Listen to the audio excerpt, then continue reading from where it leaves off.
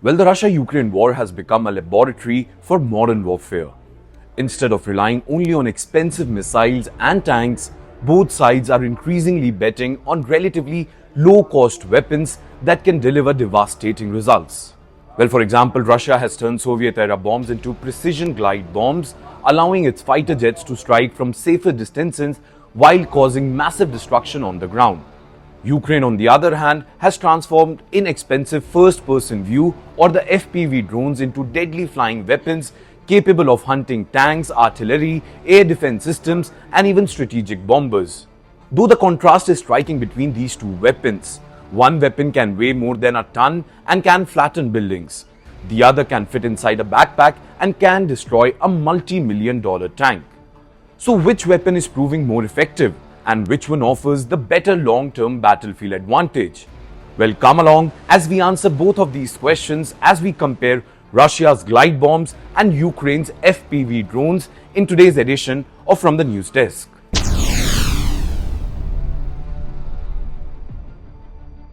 Russia's glide bomb campaign has emerged as one of Moscow's biggest battlefield advantages in recent times.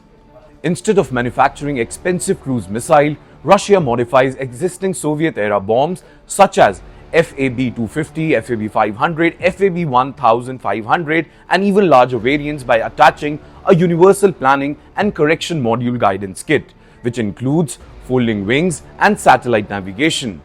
Once released from aircraft like the Su-34 or Su-35, the bomb unfolds its wing and glides towards the target instead of falling straight down. Now let's talk about the specification of this piece of weaponry. Like I mentioned earlier also, Russia's glide bombs come in several variants, weighing anywhere between 250 kilograms and more than 1,500 kilograms depending on the mission. Well, these bombs are fitted with a UMPK guidance kit that uses GLONASS satellite navigation, allowing them to accurately strike targets from long distance. Once released from an aircraft, they can glide for around 40 to 70 kilometers with the exact range depending on the altitude and speed at which they are being launched. In fact, during the final phase of their flight, these bombs travel at high subsonic speed, giving defenders very little time to react. In fact, their greatest strength is their massive explosion payload, carrying hundreds of kilograms of high explosive capable of destroying bunkers, fortified positions, and even entire buildings. In fact, Russia typically launches these glide bombs from combat aircraft such as the Su-34 fighter bombers and the Su-35 multi-role fighters and other frontline aircraft in its air force.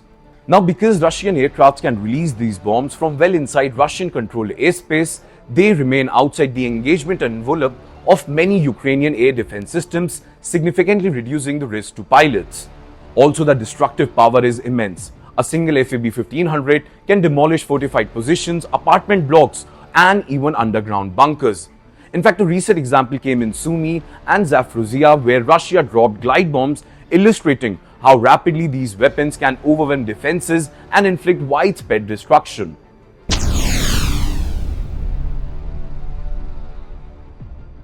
If glide bombs represent brute force, Ukraine's FPV drones represent precision and innovation. Well, originally built for drone racing, FPV drones have been modified into inexpensive attack weapons carrying explosives.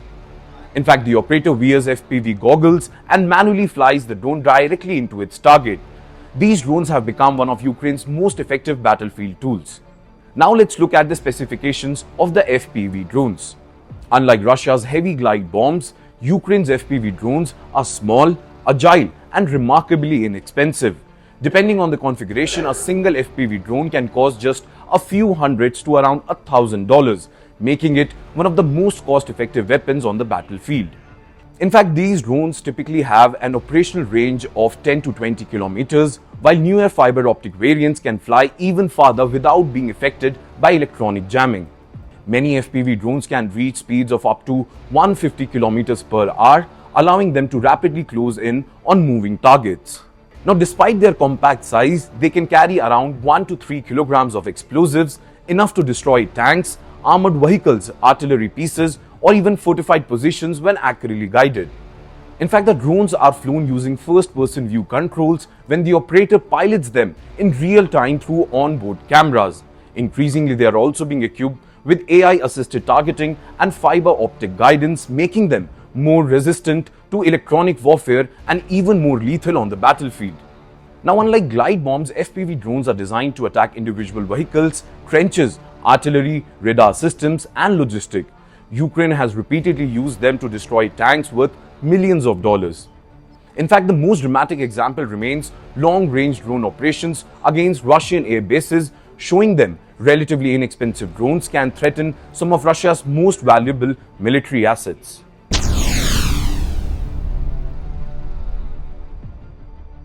Although both weapons dominate today's battlefield, they serve completely different purposes. Russia uses glide bombs to prepare the battlefield. Before launching infantry assaults, Russian aircraft bombard Ukrainian defense positions, trenches, bunkers, and urban strongholds with heavy explosives. These repeated strikes force Ukrainian troops underground and weaken defenses line before ground attack begins. Ukraine meanwhile uses FPV drones as battlefield hunters. Rather than destroying entire neighborhoods, FPV drones focus on eliminating high-value military targets with precision. Now, more interestingly, both sides are also adapting. Russia has expanded its own FPV drones use, while Ukraine is developing indigenous glide bombs and long-range strike system, underscoring the rapid evolution of this very conflict.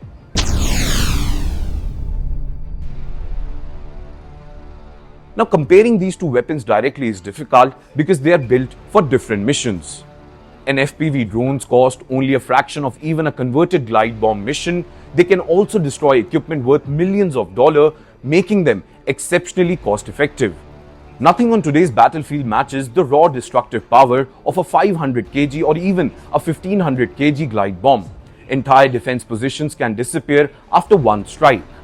Now, human operators can steer drones directly into weak positions such as artillery barrels or radar antenna productions. In fact, thousands of FPV drones can be assembled every month using commercially available components.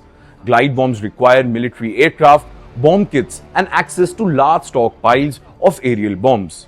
Now, if we look at long-term sustainability, the result is more balanced.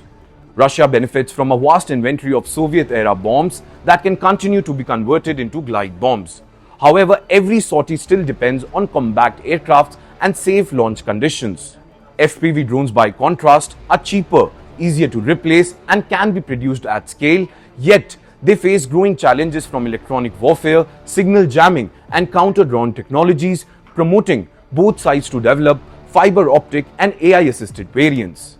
Now let's talk about the final verdict. And looking at the advantages and disadvantages of both weapons, there is no outright winner because each weapon dominates a different layer of the battlefield.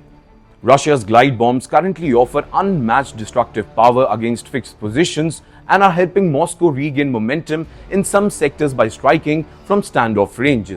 However, Ukraine's FPV drones have fundamentally challenged tactical warfare. Their affordability, precision, and ability to destroy expensive military hardware make them one of the most cost-effective weapons of the war. Now, in the long run, FPV drones appear to have the stronger edge in terms of cost, efficiency, scalability, and adaptability. With when it comes to sheer destruction power and breaking fortified defenses, Russia's glide bombs remain one of the most formidable conventional weapons on the battlefield. Now, the war in Ukraine suggests that the future of warfare will not be defined by one revolutionary weapon alone. Instead, it will be shaped by the combination of heavy standoff munitions like the glide bombs and swarms of inexpensive precision drones, well, each exploiting the other's weakness while redefining how modern conflicts are fought. Well, with that, it's a wrap on today's edition of From the News Desk. Thank you so much for watching, and I'm Yash Goyal signing off for Times Now Digital. Until next time, take care and keep watching this space for more such videos.